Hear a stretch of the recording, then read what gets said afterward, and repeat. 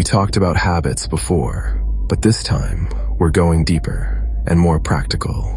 First, forget the myth that you can rebuild your life in 21 days.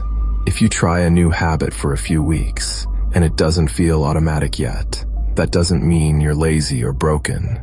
It usually just means you're human. Real habits often take months to stabilize. Big identity shifts can take years. So instead of obsessing over a magic number, focus on this.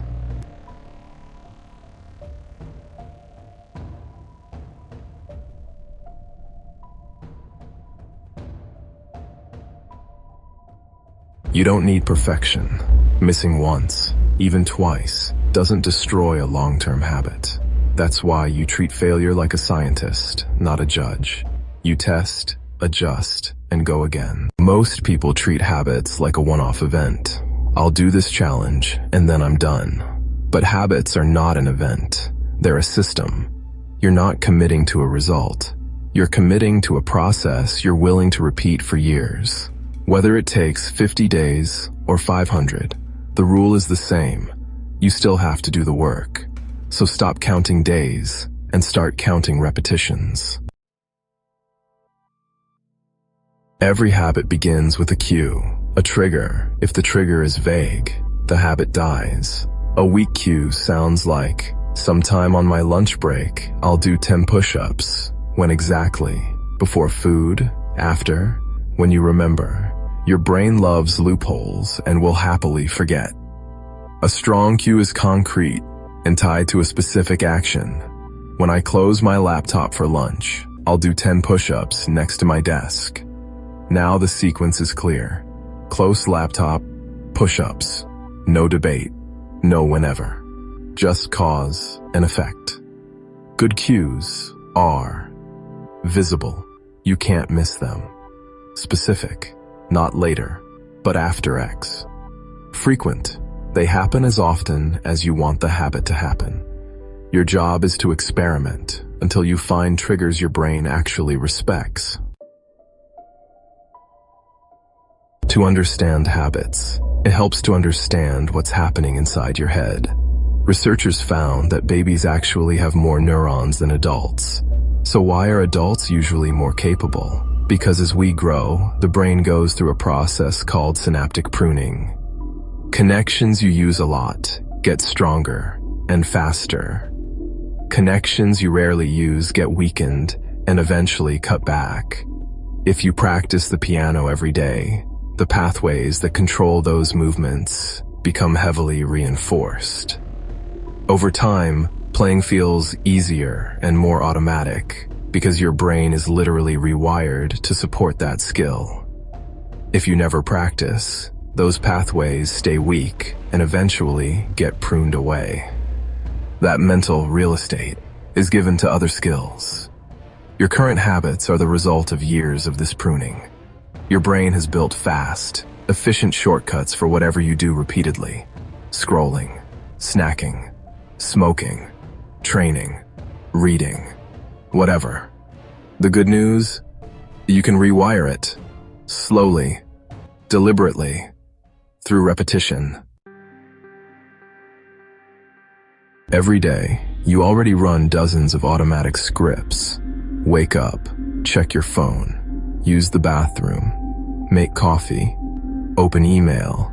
Lock the door. Switch on the TV. These are wired in. Your brain doesn't have to think. It just executes. Habit stacking takes advantage of that. Instead of trying to insert a new habit into a random time of day, you attach it to a behavior that already exists. The formula is simple. After I current habit, I will new habit. Examples. After I brush my teeth at night, I will read 1 page of a book. After I pour my morning coffee, I will write 3 things I need to do today. After I sit down at my desk, I will put my phone in another room. After I get into bed, I will take 10 slow breaths. You're building chains. One behavior triggers the next. Over time, these chains become fixed routines. You can also gently extend routines you already have. Maybe your morning looks like, wake up, make bed, Shower.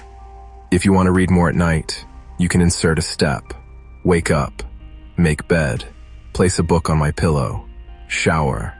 At the end of the day, when you see that book on your pillow, it becomes the cue to read, not just a vague intention. Habit stacking is powerful because it doesn't rely on motivation. It relies on structure. A habit stack is only as strong as the trigger you attach it to. Bad trigger.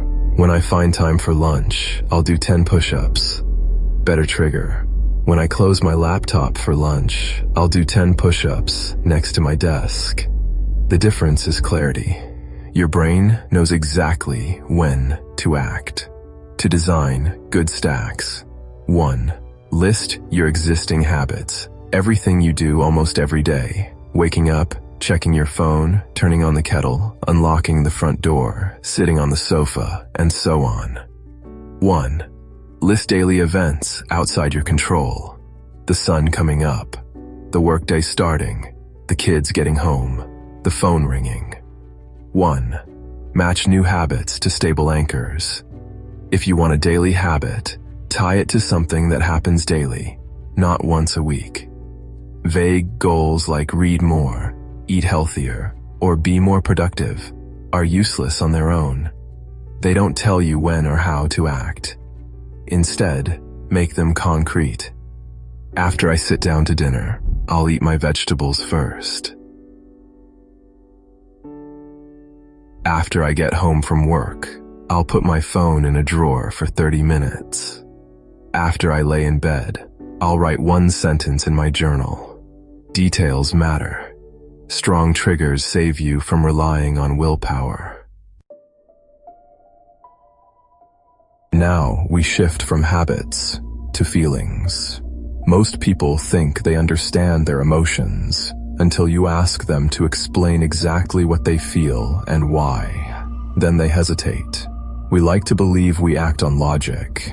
In reality, emotions quietly steer much of our behavior, and we justify it afterwards with stories. I just had a bad feeling. I was in the mood. I snapped. I don't know why. The important piece for analyzing others is this. Even when people can't articulate their emotions, their body usually does. Their face, posture, breathing, tone of voice, and tiny movements leak information constantly. Reading people is often just learning to notice those leaks. Why do we have feelings at all? At the most basic level, emotions are a survival mechanism. Fear keeps us away from danger. Disgust keeps us away from contamination. Anger prepares us to remove obstacles. Joy pulls us towards things that help us thrive. When something in the environment looks dangerous, the brain doesn't always wait for careful analysis. Signals can go straight to the emotional centers, triggering the body before your conscious mind catches up. That's why you jerk the steering wheel away from a speeding car before you fully understand what's happening, and only afterwards sit there shaking, heart racing. Emotions are fast. Thinking is slower. And when a strong emotion arrives, it changes how we see everything. Emotions don't only come from real, present danger. They can also be triggered by thoughts, the story you tell yourself about what's happening. Memories, recalling a painful or joyful event. Imagination, vividly picturing future failure or success. Other people, emotions spreading through a group like a virus. Authority, adopting fears and values from parents, teachers, leaders. Body posture and facial expression, acting as if and letting the feeling follow. You can be sitting safely at home and still feel fear, rage, shame, or joy because of something only happening in your head. For a mind reader, that's useful. People's faces often reflect internal events, not just what's in the room. Once an emotion takes over, we start looking for evidence to support it. When we're angry, we suddenly remember every past insult. When we're jealous, every neutral glance looks suspicious. When we're afraid, every unknown sound feels like a threat. We stop being objective. We see the world through the filter of whatever we feel.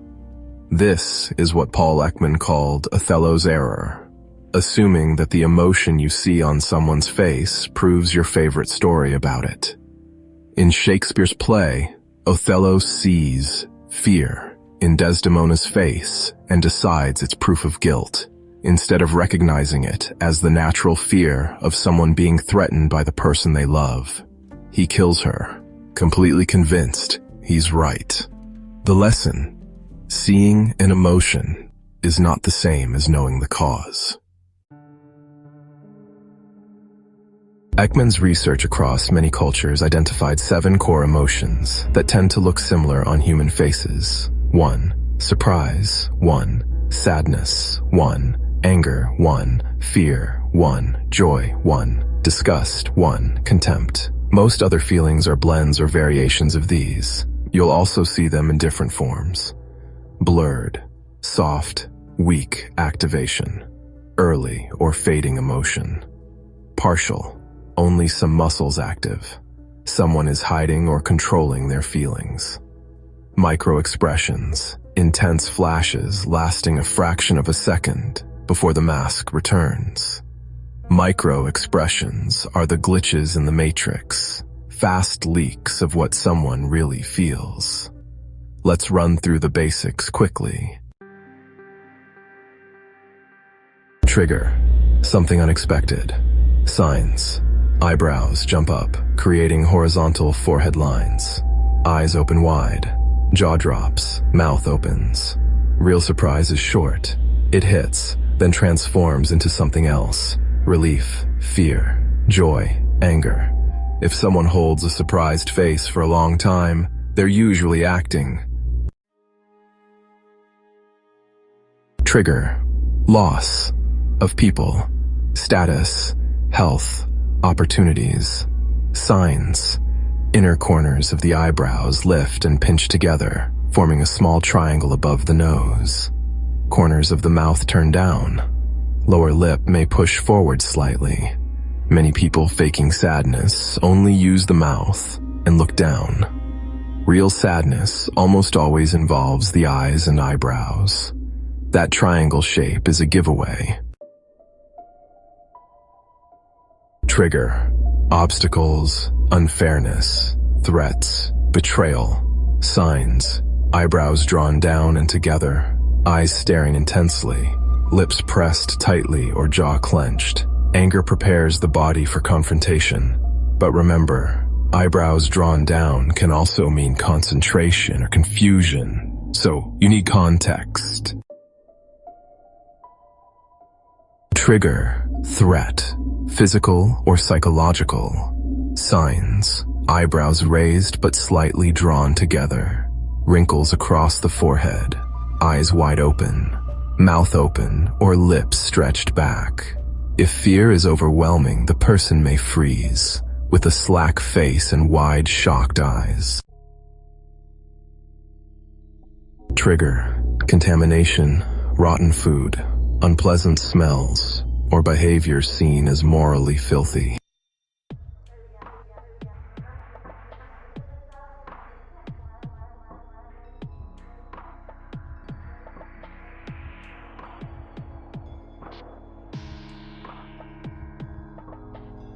We often fake disgust for storytelling and humor, but most people only control the mouth. The nose and the area around it are harder to fake convincingly. Trigger, judging someone as beneath you. Signs, one corner of the mouth lifts in a crooked half-smile, sometimes accompanied by a slight snort or downward glance. Contempt is especially toxic in relationships. It signals not, "I disagree with you," but "you're beneath me." Trigger, success, pleasure, connection, relief. Signs of a genuine smile. Mouth corners lifted. Wrinkles around the eyes. Eyes narrow slightly. Most people can fake a mouth-only smile. Very few can fake the eye wrinkles. That's why we instantly feel the difference between a real smile and a customer service mask. Knowing what someone feels gives you power. The question is what you do with that power. Some guidelines. 1. Sadness. If the sadness doesn't seem directed at you, don't rush to fix it. Sometimes people just need space or a safe listener. If you're close to them, you can say, "If you ever want to talk, I'm here." 1. Anger. Don't say, "Why are you so angry?" That usually pours petrol on the fire. Instead, slow things down. Offer a break. Use verbal aikido. "I can see this really matters to you. Let's walk through it calmly." 1. Fear provides stability and clarity. Remove unnecessary uncertainty. A calm voice, clear facts, and reassurance about what's not at risk can lower anxiety. 1. Disgust and contempt. These are more difficult. If someone repeatedly shows disgust or contempt towards you, deep connection is unlikely. Limit your exposure if you can. In professional situations, use intermediaries or higher-level decision-makers instead of repeatedly clashing with someone who looks down on you. Above all, remember, you're reading emotions, not mind-controlling people. Use the information to reduce harm, not to escalate it. At this point, you've seen two powerful layers of human behavior. Habits, the neural highways built through repetition and synaptic pruning. Emotions, the fast survival system that colors how we see and act. You know how to attach new habits to clear cues and existing routines. Design habit stacks that run automatically. Spot the 7 universal emotions on a face. Avoid Othello's error by not confusing feeling with guilt. Respond to emotions in ways that calm, not inflame. Now, none of this matters if it stays as interesting information. You need repetitions. Watch people in real life, on trains, in meetings, on video calls, in films. Notice when eyebrows lift, when lips tighten, when someone's jaw clenches as they say, "It's fine." Notice your own habits and emotional triggers. Where do you automatically scroll, snap, avoid, overreact? The more you practice, the more natural this becomes. You stop taking people's words at face value. You start seeing the currents underneath. That's the beginning of real psychological power. The kind that lets you protect yourself, influence others ethically, and navigate the darker side of human behavior without being blindsided by it. See you in part 4.